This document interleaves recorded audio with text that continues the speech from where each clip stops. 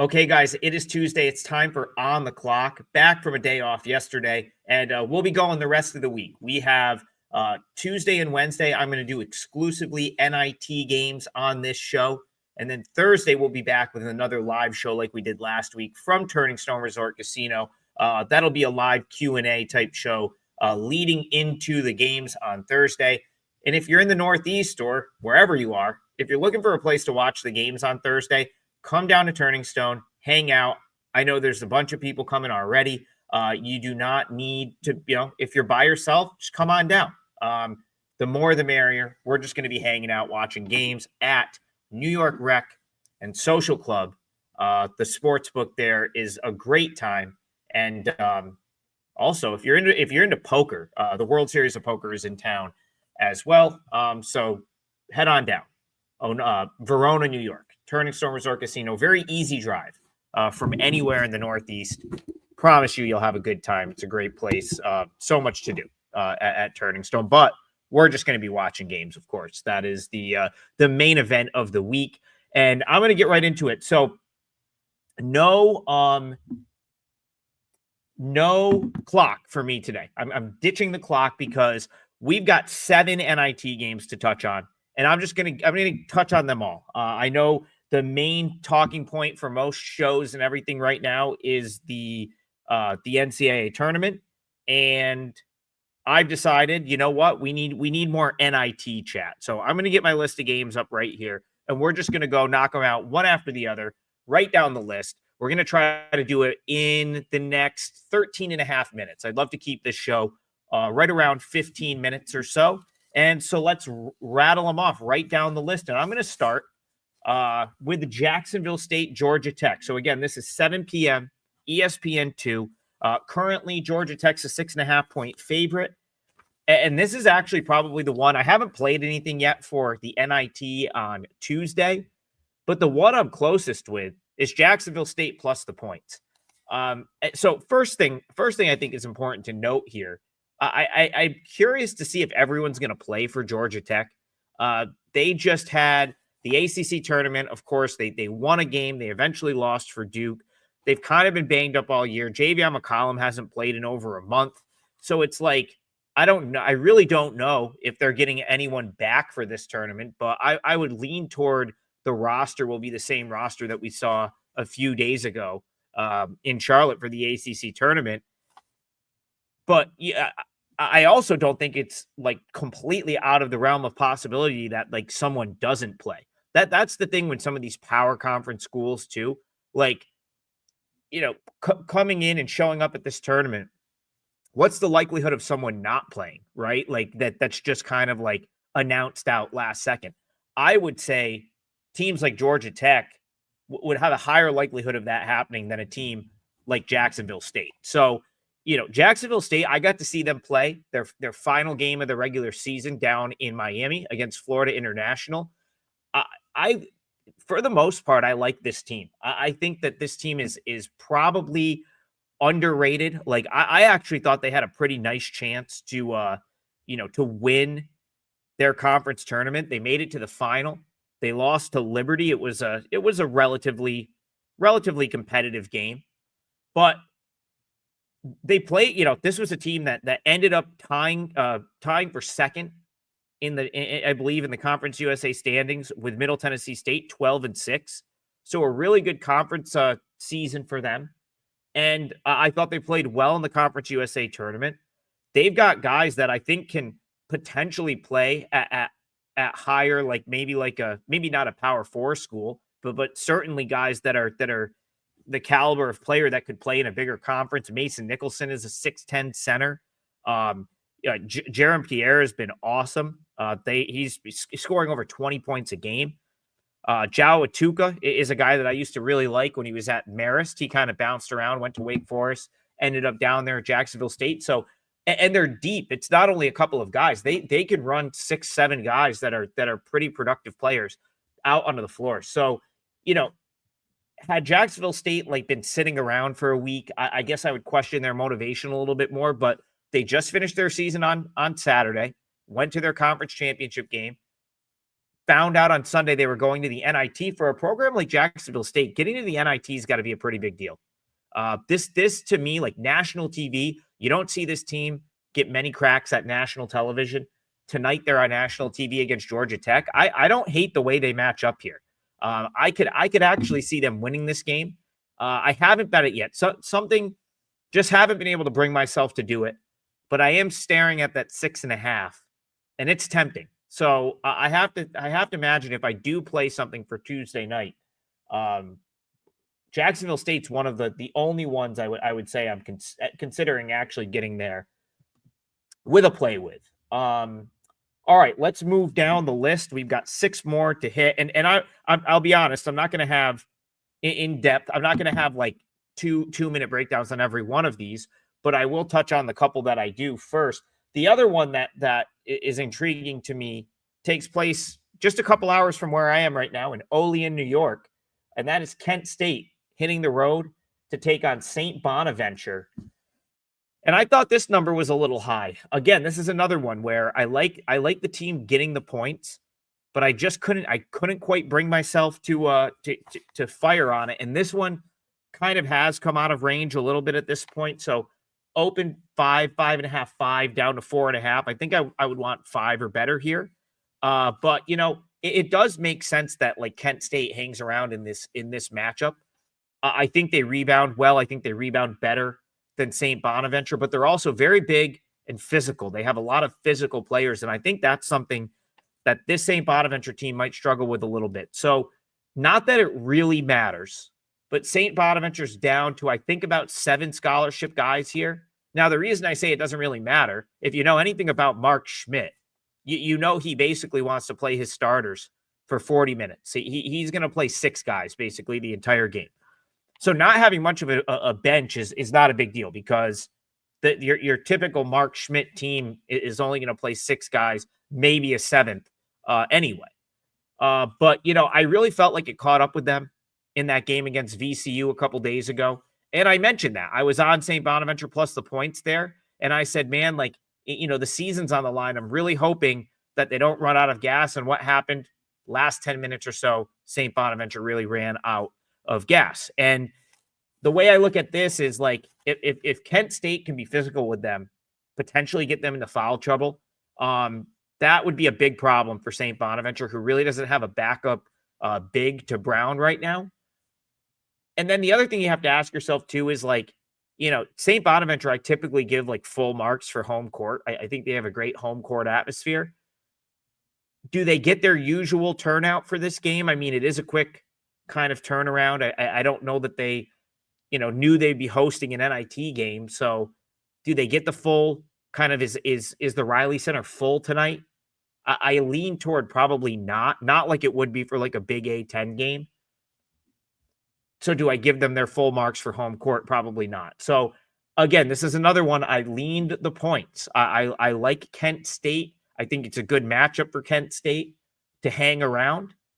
But again, it's tough. It's hard to figure out the mentality of Kent State at this point. So, obviously backing them on the road is tough, but I do think +5 is probably the right side there. And that's the way I lean. Okay. We got 5 more to talk about. I'll talk about 2 really quickly because this is just like Chattanooga, Middle Tennessee State. It's going to really come down to whether Frank Champion plays for Chattanooga or not. So he did not play in the SoCon tournament. If he's out, pretty simple. I would lean Middle Tennessee State. I don't like that matchup for Chattanooga without him. And then St. Louis, Arkansas State. This is another one. It's like St. Louis appears to be pretty banged up. I saw the over take a bunch of money. That steamed pretty hard earlier today. I have a feeling it has something to do with St. Louis maybe being without a couple guys.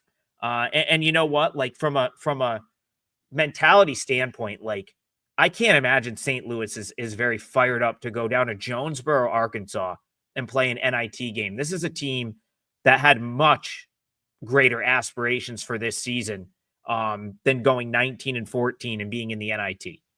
And so, I could see them maybe kind of using this game to like see what they have for bench depth and stuff like that. Now, this is how this tournament works sometimes. Like if St. Louis were to get through Arkansas State and then maybe get through the next round, then I could see them maybe, caring about the NIT.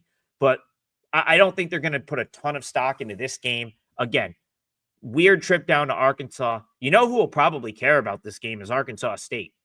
This is another one where national TV getting to host a game, like it's tough to get high profile opponents down there to come to Jonesboro, Arkansas. And so I actually think I'll be shocked if Arkansas State doesn't win this game. Can they do it by margin? Probably. Honestly, probably. I feel like they probably win, and they probably do it somewhat comfortably if St. Louis is not engaged. But again, it's not something that I bet, but certainly lean toward Arkansas State there. I suppose the marquee matchup of the NIT tonight would be Wichita State heading to Stillwater to take on Oklahoma State. This is kind of like the one that really feels like an NIT game, right? You have your middling to subpar Big 12 team up against another kind of name team in Wichita State, who, isn't what they've been in years past this year. But to Wichita State's credit, they really turned it on second half of the season. I mean, they played much better from February on. I actually felt like they played pretty good in the AAC tournament.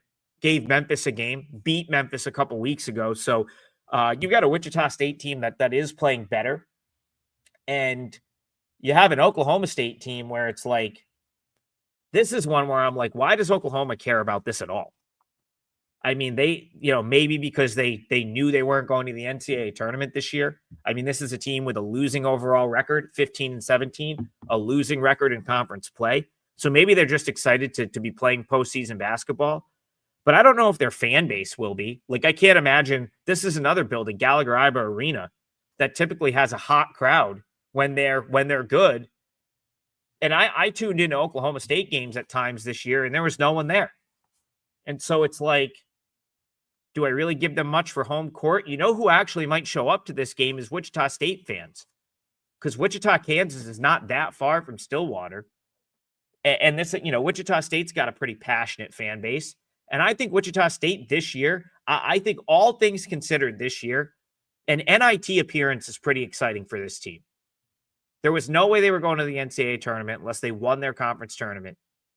So the fact that they're here getting to play postseason basketball in the NIT against a power conference team, I think that's a pretty big deal for Wichita. So again, just based on the fact that Wichita is playing better, that I give virtually zero for home court for Oklahoma State here, though I do think the odds makers are giving a little bit for home court for Oklahoma State.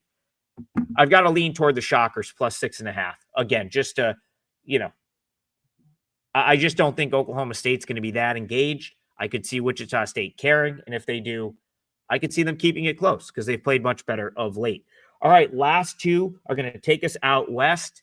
UC Riverside, Santa Clara. So obviously it's well documented right now that UC Riverside got their, accepted a bid to the CBI. Then they got invited to the NIT. Then it looked like they were going to both. They blew up the CBI, said we're going to go to the NIT. And then the whole thing with South Alabama. I think the big takeaway from that here for me is this team did not think that they were going to be invited to the NIT. So they took the invite to the CBI, right? If they thought they were going to be invited to the NIT, or if that had been communicated to them, they're probably not going to accept that CBI invite. So what that also tells me is there's probably been a real big scramble to get out to Santa Clara and to get ready for this game. Because remember, the CBI isn't until next week. So when these guys finished in their conference tournament a couple days ago, my guess was, hey, go take a couple days off. We'll regroup. We'll be ready for whatever it is, down the road, CBI in a week. All of a sudden on Sunday night, they're included in the NIT field. And now it's like, we got to get everyone back in. We got to get travel accommodations. Granted, it's a quick trip. It's only up to Santa Clara, but still, we have to get logistically get all of this stuff set up, probably get a practice in, probably get the coaching staff back together to prepare for this opponent. Because remember, they already had an opponent in the other tournament. So, and that's not, I don't know that that's an easy prep under normal circumstances, but certainly under this sort of scramble, I just don't know how ready Riverside's going to be to play here. Now, the one thing they have going for them is the fact that they played Santa Clara in non-conference play, but they were absolutely destroyed by Santa Clara in non-conference play on this floor, 96-54. And yet the masses seem to be betting Riverside. And I wonder if they're betting Riverside for any reason other than they've kind of become a story over the last 24 hours and people just want to see them win, right? Like I can't really figure out why else, unless Santa Clara is missing guys that I don't know about. Can't understand really why this has come down from 11 or whatever it was. Yeah, 11 to 9.5.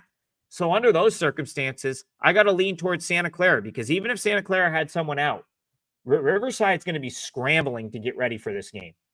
And I don't think you can just show up and improve drastically on a team that rocked you by 40, like literally beat you by 40. So again, I kind of feel like Santa Clara just outclasses Riverside here, pulls away in this one, and wins probably by 10 plus, and it's down to 9.5 right now. So that would be a win for you. Finally, the one I probably have the least opinion on, so I'll wrap it up. Stanford, it's going to be all entirely contingent upon Stanford caring or not. If Stanford wants to win this game and they show up ready to play, they will win and they will cover the 7.5. If not, then they potentially won't, because Northridge is not totally incapable. But I do think if Stanford really is interested in winning this game, they will, and they will by margin. As always, we went over by a little bit, but we got you through the 7 NIT games for tonight. If I play one of these, I'm going to tweet it out. So all I have for sale today, $5 Tuesday, is one of my NCAA tournament plays. It's a 4%er. It's up all day long for just $5. And if I do make a play for Tuesday, it's going to go up on Twitter. I also did a video on the WagerTalk YouTube channel earlier today for the 2 NCAA tournament games tonight. So if you're looking for Alabama State, St. Francis, San Diego State, North Carolina, those are going to be up on my page. Thank you, everyone, for tuning in, and we'll see you back here to rattle through the Wednesday night NIT games tomorrow morning on the Clock. See you guys then. Cash all your tickets. We'll talk to you soon.